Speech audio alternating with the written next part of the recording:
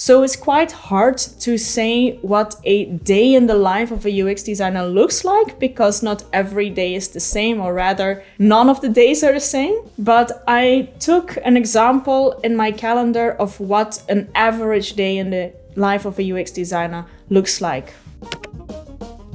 Hi, my name is Maureen. I am a UX designer based in Berlin, and in this video I'll take you through my job and my workday working as a UX designer. I'm working from home, which means that you won't see the office that I would normally work in, but you will see my working from home setup. So every morning I start my day with pouring myself a cup of coffee, and then with a little check-in of what I'm going to do. I'm looking into my tasks. I might do a stand-up or a planning. We have different stand-ups and plannings at the company that I'm currently working at. We have one meeting where we get together with all the designers, but then I also have separate stand-ups where I align with other teammates or colleagues from particular projects. So if you don't know what a stand-up is oftentimes a 10 to 15 minute meeting where you get together with the rest of your team and everyone tells what they've been working on. And these stand-ups are a really good way to check in with the rest of your teammates and kind of see dependencies between your work and the work that others are working on. And especially when you work in a big organization like I do, it's very important that you have this transparency between your colleagues, because it's very easy to just kind of get into the zone where you work on your own and you don't pay any attention to what others are doing. But it's very, very important that you keep on collaborating, also to avoid doing double work or to avoid keeping information that someone else might need. And that is why these daily stand-ups are very, very valuable. So that is something that oftentimes happens first thing in the morning. And so today I first have a one-on-one with my manager coming up, and a one-on-one is kind of like a bi-weekly or monthly get-together with my manager where I discuss how my work is going, if there are any things that are blocking me, or we go together through my career development plan. So this really is a check-in with my manager. And then after that, I have built in a block of focus time until lunch break. And these are hours that I don't take any meetings, but that I can really use to focus on design work. And especially as a designer, it's very important that you have a good balance between what is called maker's time and manager's time. And manager's time are oftentimes meetings. And that can be quite challenging as a designer when you have a lot of meetings, because it takes you out of the flow of what you're supposed to do. And thus I try to get as much maker's time as I can to really have the time to think about concepts and to really think about user flows, wireframes, do some research perhaps. So as you can see in my calendar, there are two big blocks in blue.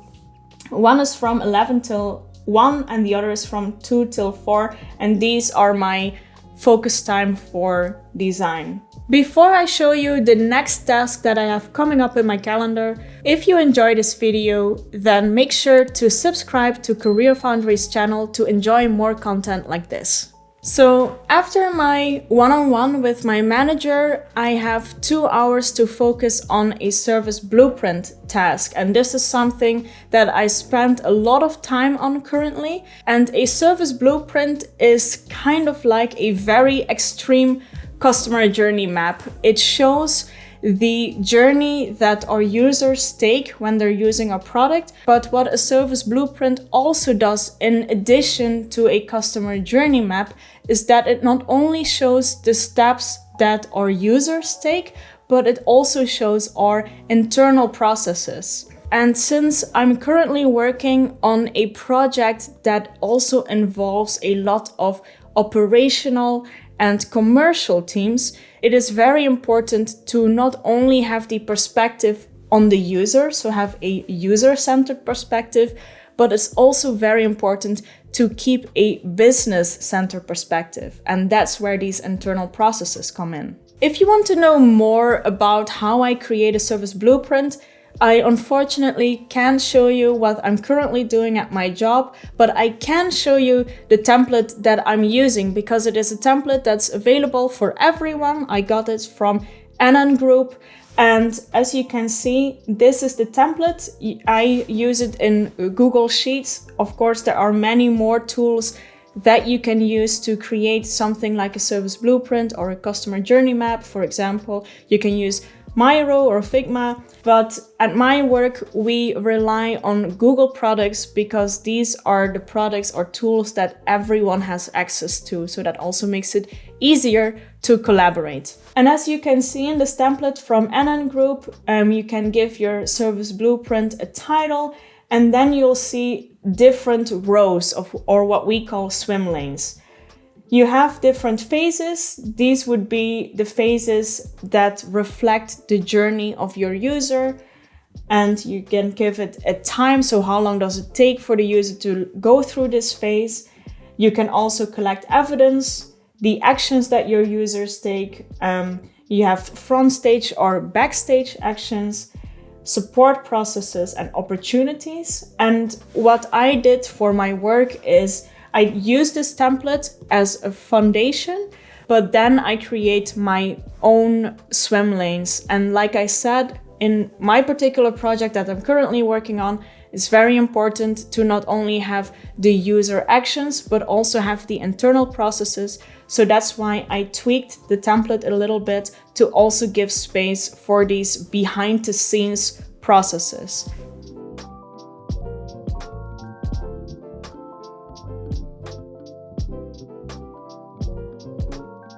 Oftentimes I try to go out for lunch because, as you can see, I'm working from home, and after 2 years of working from home, it can get a little bit claustrophobic if I stay in my apartment the whole day.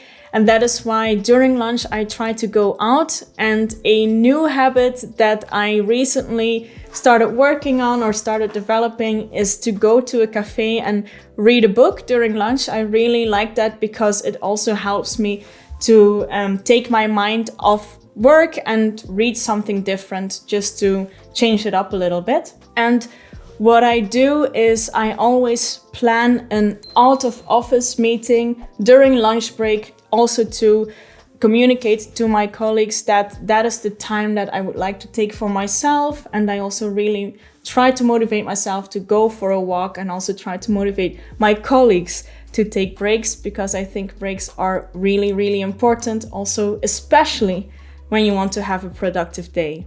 After lunch, as you can see in my calendar, I have another block of focus time. And apart from the service blueprint that I'm working on, I'm also spending quite some time actually doing hardcore UX work, which is creating user flows and wireframes. I'm currently working on a project with other designers where we try to make it as easy as possible for the partners of our company to start selling their articles and stuff throughout our platform. What I'm trying to do right now with my project is we already had our discovery phase where we got a better understanding of what our users need, and we also have a better understanding of the business objectives that we have. And currently we're creating user flows, and we're also creating wireframes. Now, the cool thing with my current company is that we use a design system, and that means that it is very easy for me to create the final designs, because I have all of these components in the design system that I can just use for that. And that also means that the wireframing phase takes way less time than it normally would, because we already have so much that we can use to build up on. So let me take you through some of the user flows that I've been working on. Please see this as an example. I unfortunately can't show you any actual work that I do for work, but it kind of gives you an idea of what I do. And these are the user flows that I'm working on. So as you can see, we have different screens, and I tried to combine them with arrows and also describe each step. And user flows are a fundamental part of UX because it helps us to understand how does a user complete a task, how do they get from A to B. And that is why it is very important to first start creating user flows before you really dive deep into the designs. Now, in this particular project, I'm lucky because, like I already said, we're using a design system, and I'm also building upon work that my design colleagues already did. So in this particular user flow, I am already using designs because they already exist. To give you an idea of how my wireframes look like or how I normally create wireframes, I'm gonna show you another project that I worked at in my previous job. So this is something that I can show a little bit more detail on because it's already live. And as you can see, I oftentimes just start my wireframes with pen on paper. And I really like this way of wireframing because it allows me to get something out really fast and quickly. I don't lose myself in details. I don't lose myself in trying to make the design look pretty. So that is also a really good tip that I have if you're creating wireframes is don't focus on trying to make it look pretty, because that's not the whole idea of a wireframe. The whole idea of a wireframe is to experiment with features, with layouts, with information architecture. And that is why I think pen and paper are a very good way to start. But when I created the sketches, that's when I would import them into Figma. So I would take a picture and upload it in Figma, and that's where I would create my actual wireframes or the final designs. So I oftentimes start working in grayscale and also with placeholder images and placeholder fonts. That helps when I present my designs to stakeholders to really focus on the information architecture and the layout, instead of them focusing too much on imagery that they don't like or colors that they don't like or copy, because these are things that we can only change or that we can change later on. That's not really the right time in a wireframe to already start focusing on finding the perfect image. And the more I progress in creating my wireframes, the more they start to look like an actual design. So at some point I will use the real imagery and real copy and colors. And eventually, when I'm done with the final design, that's when I prepare my wireframes for handover with developers. And there are a lot of different ways you can do that. It also kind of depends on the project. So the way that I do my handover in my current company is different from how I did it before. But what I always try to do is write down UX behavior in the Figma file so that people also know what component is linked to what kind of behavior.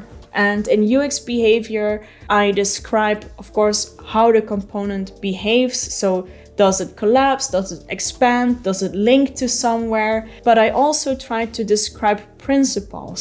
So in what kind of context do you use a certain component, or in what kind of combination? These are all specifications that are very important to know, because they're not necessarily things that you can see when you just have a static screen, but they are things that are an important part of the user experience. Towards the end of the day, I always keep some time for alignment meetings, and oftentimes I notice that throughout the week I have a lot of spontaneous meetings where I discuss design decisions with colleagues, or I help them when they have a question, or they help me when I have a question. So I can't plan my whole calendar with only design blockers or focus time blockers, because I would need to leave some space for colleagues to plan a meeting with me. And preferably I do that towards the end of the day, or at least after lunch, so that I have the morning to focus on the most important tasks. Some weeks can be very meeting heavy and very intense,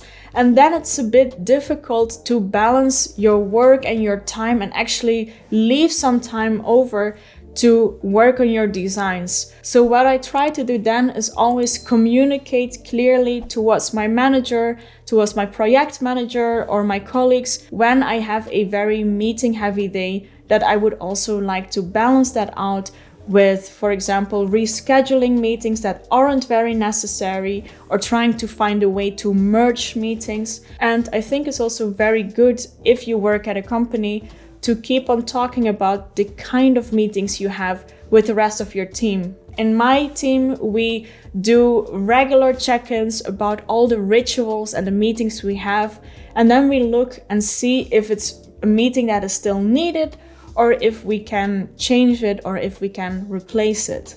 Towards the end of the day, I try to use the last hour to answer emails, to write emails, to answer chat conversations. This is something that I try to avoid throughout the day. So oftentimes I turn off my chat. I don't look into my mailbox because I don't want to get caught up in channels that I have to keep up to date with or lose myself in reading too many newsletters or emails. So I try to keep that towards the end of the day.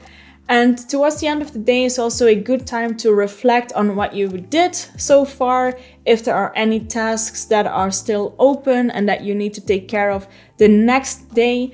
And what I actually try to do every week is by the end of the week, do a little retro, so a little reflection with myself on the things that went well, the things that I found challenging or what I learned. And this is something that really helps me to manage my time better, but also to voice anything, any challenges, or maybe things that have gone really well with the one-on-one with my manager. So like I said earlier this morning, I had a meeting with my manager, and it's really good if you have these reflections so that you can also share them and you can identify challenges early on. So that gives you an idea of my average day as a UX designer. It is an ideal view. This is not how every day looks like. Every day is different. Some days are very meeting heavy. Some days I have more time to focus on design.